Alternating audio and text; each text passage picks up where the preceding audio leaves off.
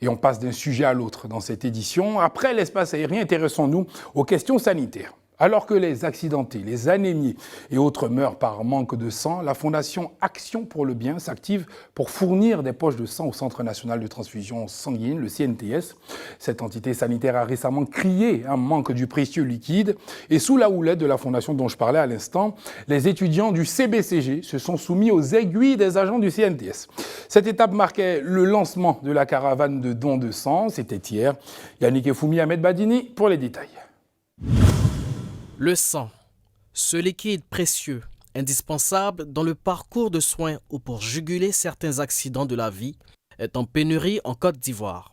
Le directeur du Centre national de transfusion sanguine, le Dr Seydou Konaté, lance inlassablement des appels à l'endroit des donneurs potentiels de sang pour sauver des vies. Appel bien reçu par la Fondation Action pour le Bien, qui lance ce mardi 9 mars 2022 une caravane nationale de dons de sang au centre de bureautique de communication et de gestion de Trècheville. Il faut que chaque Ivoirien intègre la nécessité de donner son sang.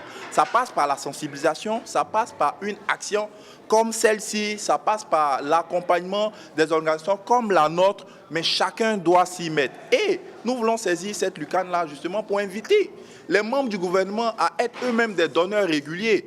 Voilà, comme nous aujourd'hui, en tant qu'initiateurs de cette campagne, nous avons donné notre sang. On souhaiterait voir le Premier ministre de la Côte d'Ivoire, mais être un donneur régulier. On souhaiterait voir le ministre de la Santé être un donneur régulier. On souhaiterait voir le ministre de la Jeunesse être un donneur régulier. Les étudiants de l'établissement, sensibles à la cause des malades en manque de sang, ne se font pas prier pour donner le leur.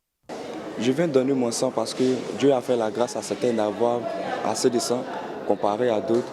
Donc venir donner mon sang, pour moi, c'est contribuer aussi à sauver des vies.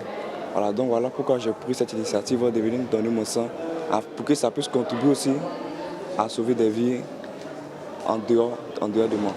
Aujourd'hui, je suis là pour donner mon sang dans le but de sauver des vies parce que je ne supporte pas le fait de voir que les gens meurent par anémie.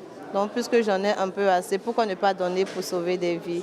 Le directeur de l'établissement, quant à lui, salue l'initiative et affirme sa disponibilité à toujours soutenir les actions qui profitent à l'ensemble de la communauté. Les poches sont là. Chaque année, nous sommes souvent primés à la journée mondiale des dons de sang.